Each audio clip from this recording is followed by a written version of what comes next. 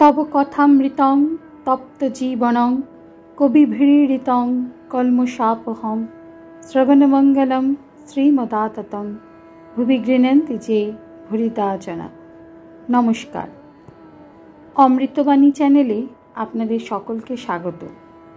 শ্রী শ্রী ঠাকুর, মা ও স্বামীজির রাতুল চরণে শতকোটি প্রণাম জানিয়ে শুরু করছি আমাদের আজকের পাঠ। 1884 অক্টোবর। রাধাই আদ্যাশক্তি বা প্রকৃতি। পুরুষ ও প্রকৃতি, ব্রহ্ম ও শক্তি অভেদ।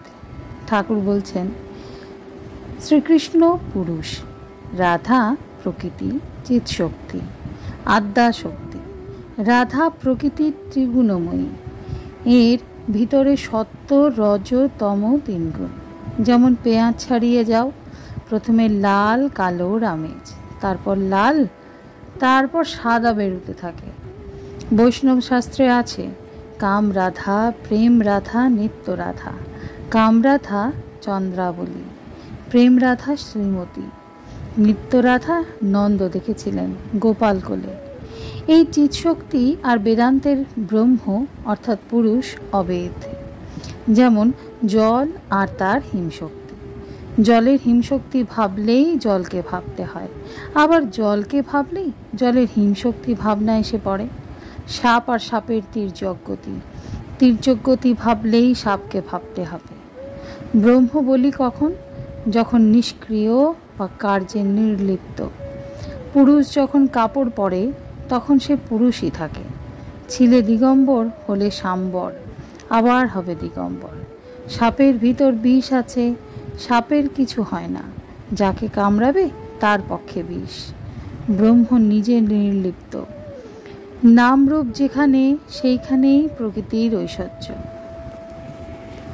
সীতা হনুমানকে বলেছিলেন, বৎসে, আমি একরূপে রাম, একরূপে সীতা হয়ে আছি, একরূপে ইন্দ্র, একরূপে ইন্দ্রাণী, একরূপে ব্রহ্মা, একরূপে ব্রহ্মাণী, একরূপে রুদ্র, আরেক রূপে রুদ্রাণী হয়ে আছি। নামরূপ যা আছে সব চিৎশক্তির ঐশ্বর্য। চিৎশক্তির ঐশ্বর্যই সমস্ত, এমনকি ধ্যান ধাতা পর্যন্ত। আমি ধ্যান করছি, যতক্ষণ বোধ ততক্ষণ তারই এলাকায় আছি। মাস্টারের প্রতি এইগুলি ধারণা করো।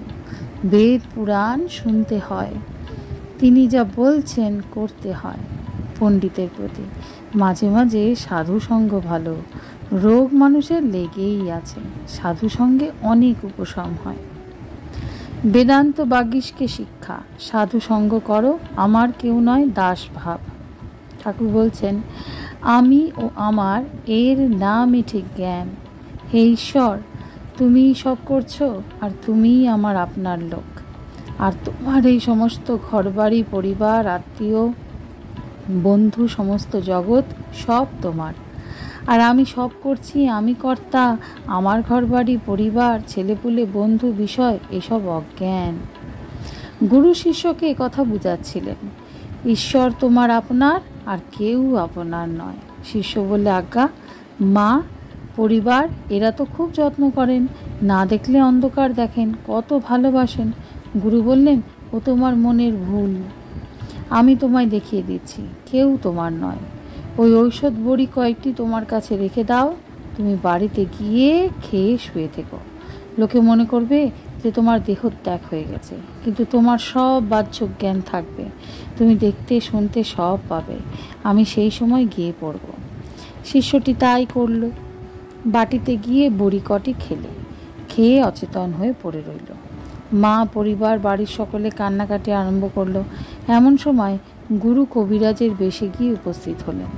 সমস্ত শুনে বললেন, আচ্ছা, এর ওষুধ আছে, আবার বেঁচে উঠবে, তবে একটি কথা আছে, ওই ওষুধটি আগে একজন আপনার লোককে খেতে হবে, তারপর ওকে দেওয়া যাবে।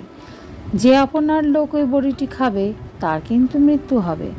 তা এখানে ওর মা কি পরিবার এরা তো সব আছেন, একজন না একজন কেউ খাবেন, সন্দেহ নাই, তাহলেই ছেলেটি বেঁচে উঠবে।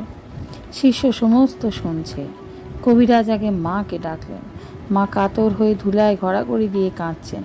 কবিরাজ বললেন, মা, আর কাঁদতে হবে না, তুমি এই ঔষধটি খাও, তাহলেই ছেলেটি বেঁচে উঠবে, তবে তোমার এতে মৃত্যু হবে। মা ঔষধ হাতে ভাবতে লাগলেন। অনেক ভেবেচিন্তে কাঁদতে কাঁদতে বললেন, বাবা, আমার আর কটি ছেলে মেয়ে আছে, আমি গেলে কি হবে এও ভাবছি। কে তাদের দেখবে, খাওয়াবে, তাদের জন্য ভাবছি। পরিবারকে ডেকে তখন ঔষধ দেওয়া হলো। পরিবারও খুব কাঁদছিলেন। ঔষধ হাতে করে তিনিও ভাবতে লাগলেন। শুনলেন যে ঔষধ খেলে মরতে হবে। তখন কেঁদে বলতে লাগলেন, ওগো, ওর যা হবার তা তো হয়েছে গো, আমার অপকণ্ডগুলির এখন কি হবে? কে ওদের বাঁচাবে? আমি কেমন করে ঔষধ খাই? শিষ্যের তখন ঔষধের নেশা চলে গেছে। সে বুঝলে যে কেউ কারো নয়। ধর্মর করে উঠে গুরুর সঙ্গে চলে গেল। গুরু বললেন, তোমার আপনার কেবল একজন, ঈশ্বর। তাই তার পাদ ও পদ্মে যাতে ভক্তি হয়, যাতে তিনি আমার বলে ভালোবাসা হয়, তাই করাই ভালো। সংসার দেখেছ দুদিনের জন্য, আর এতে কিছুই নাই। আজকের পাঠ এ পর্যন্তই। নমস্কার। কথামৃতে সুধাধারার সাথে শ্রী শ্রী ঠাকুর, মা ও স্বামীজির অনুধ্যানের জন্য চ্যানেলটি সাবস্ক্রাইব করুন।